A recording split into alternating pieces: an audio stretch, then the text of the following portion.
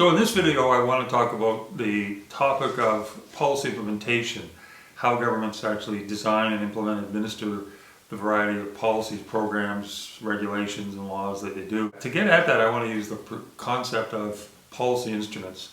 This is a concept that's been in the policy literature now for several decades, and it may sometimes be referred to as the tools of government, instruments of governing, techniques of governance. There's a variety of terms used to describe basically the idea that governments, particularly senior levels of government, national governments and provincial governments in the Canadian context, have available to them an array of tools or techniques for pursuing their goals and for managing relationships between governments and the political communities or interest groups that they deal with. The literature often looks at, first of all, providing a catalog or an inventory of the various types of policy instruments, and in recent years these now tend to get presented in terms of a range from those that have low levels of coercion or legitimate authority exercised by a state or public authority to policy instruments that have a high level of coercion or intervention or intrusiveness into the lives of citizens, families, community groups,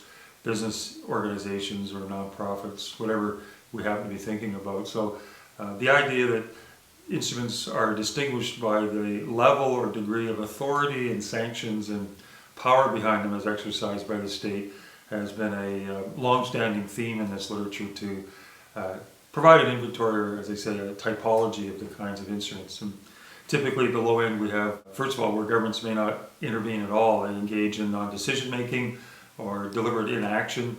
Sometimes that's called the privatization of conflict, or non-intervention as being the policy stance adopted by a government authority. From that, there may be soft instruments of using information, education to the public about an issue, not education in the delivery of, say, public school education, but education in terms of social marketing or advertising or information campaigns. Governments may appeal to people just through speeches or education, sometimes a task force or a study, trying to raise public awareness or concern, and through soft messages shift people's behavior or awareness towards certain issues or certain kinds of topics that may be facing a community. From that, there may be others that spending, where governments actually allocate direct grants or benefits, provide loans to businesses, or grants or contributions to nonprofit organizations. There's a variety of direct transfer payments to seniors, families with children, people who are unemployed. The role of the spending power, providing grants and the expenditure of public monies, is quite a prominent policy instrument in modern governments. From that, there may also be the use of the tax system, of course, not only to collect revenues, to extract resources from a community or economy, but also through the use of tax credits, be they refundable or non-refundable tax credits, tax deductions, other kinds of tax relief or tax incentives. It's become another very popular way for governments to respond to issues and to try to pursue their own political goals and their own policy agenda. Legislation and the rules and the role of regulations is a long-standing and very traditional function of governments. It's one of the classic policy instruments of the modern state, and it continues to be a very robust and very frequently used instrument. Often you may hear people say, well, there ought to be a law about this, or we need to respond to a concern or a problem with tougher regulations or closer surveillance or ways of monitoring people's behavior or actions, either prohibitions or sometimes permissions for groups to engage in certain activities within society. So the flip side of that are calls for deregulation, cutting red tape. There's a saying that one person's red tape may be another person's red flag, meaning a red flag in the sense of warning us about a problem or monitoring, whether it's in occupational health and safety or food safety or consumer protection. So what may be called red tape or cumbersome by certain interests in the community, on the other side might be seen as a cherished or important form of protection or reassurance to others that goods and services are being traded fairly and the quality is there in those products. And then there's public enterprise, crown corporations, where governments get into the business of running services, be that BC Ferries or be that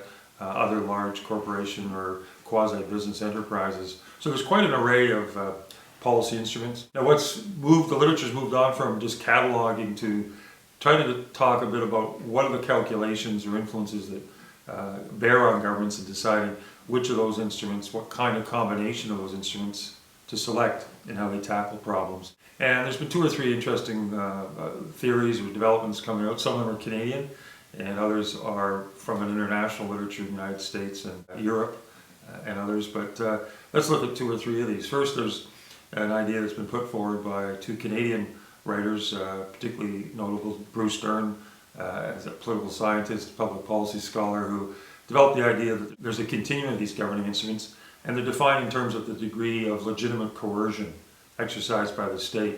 Now, Dern's argument is that we live in more or less a liberal democratic political culture where there's a strong value placed on individual autonomy, the idea of liberty and freedom from the constraints. Government interventions are often seen as intrusive or as constraints on people's own freedom and movement. And so governments may have a tendency to move, he argues, from using the least coercive to the more coercive, that their political inclinations are to start with resorting to the softer tools of governing rather than some of the more intrusive. There may be crises at times when governments are pushed immediately to a more forceful or dramatic use of policy instruments, more on the regulatory or control side of governing. But Dern's argument is that governments will tend to, particularly facing a new issue or a new problem, they'll want to study it, consult, examine it. They may see that there's no consensus on the kind of action that governments should take or the public's calling them to take. So they may buy time by setting up a royal commission or a study. This may go on for years as the problem evolves and perhaps festers or gets even worse. But that is seen as a political calculation. And until there's a time where governments may find that using the softer tools are perhaps necessary but far from sufficient or politically adequate, and they move more towards other instruments of expenditures and taxation and perhaps legislation or more rulemaking. So that's one way of thinking about how instruments get chosen, is that there's this political logic, particularly within a liberal democratic society, liberal states like Canada, where there's a tremendous emphasis on individualism, individual responsibility, privacy, and a flourishing civil society beyond the reaches, and particularly the market economy. But that leads to a second theory, which is more of a political economy model of instrument choice that stresses the power of the market and of economic interests. So a structural theory really of looking at the role of the capitalist economy, and that the dominant interests in an economy tend to be those of the owners of capital, employers, as opposed to, say, organized labor or to unorganized workers. One can perhaps regularly predict the way instruments get used or not used by the prevailing mix of economic interests and the nature of the economies within which a government is operating. The third one is really another idea that Bruce Stern has put forward over the years, is this idea of what he calls the market of governing instruments. And that really is looking at what is the supply and demand, or the perceived supply and demand of instruments. How politically available are they? How politically costly, or what's the expense associated with resorting to a particular instrument? An example might be that when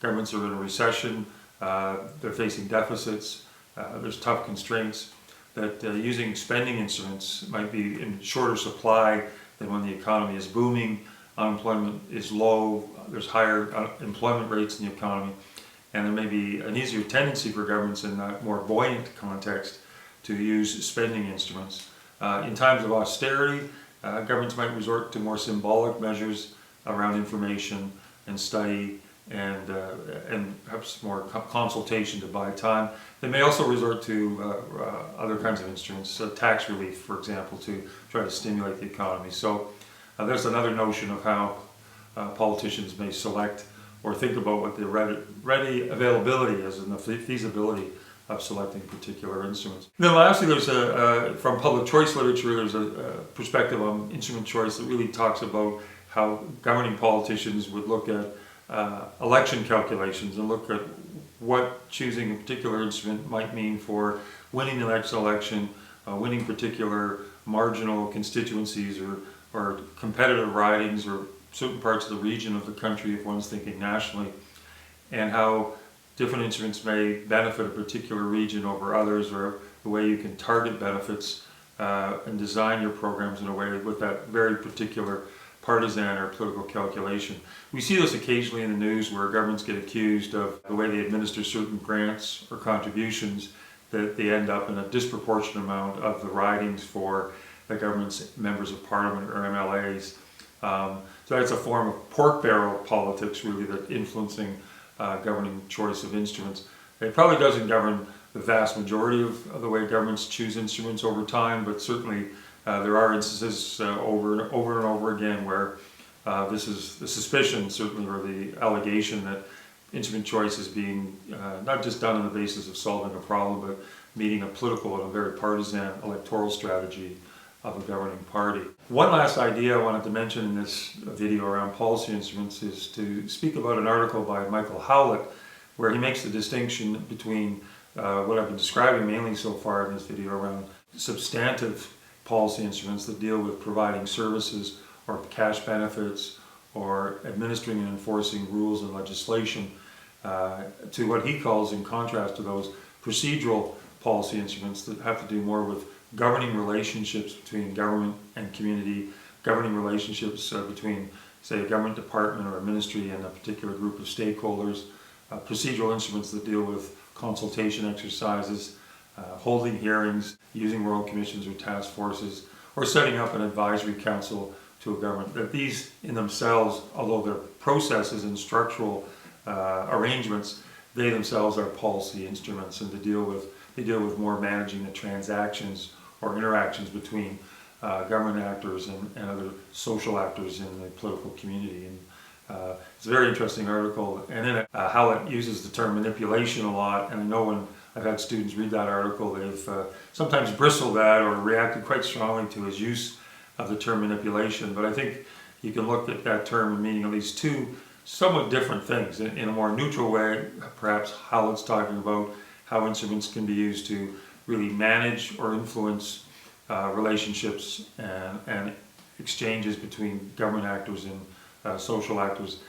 Perhaps in a more nefarious way, manipulation, of course, means tampering with or exploiting a group, maneuvering and taking advantage of other groups by the way one uses and structures or organizational arrangements, who gets to sit on them. And certainly there's lots of examples where groups do feel that they're being outmaneuvered or they're being controlled deliberately by governments in the way terms of reference may be drafted up, or who the membership is of an advisory council, or how long a study takes, and what kinds of issues are asked about it. So often public inquiries, although they may be seen as a soft, safe procedural policy instrument, become very political when stakeholders become quite dissatisfied, or certainly feel that the process is loaded with the biases or values of be it a government or a particular set of stakeholders against others in the community. So the last point I want to make about policy instruments is to make the observation that they're not just simply tools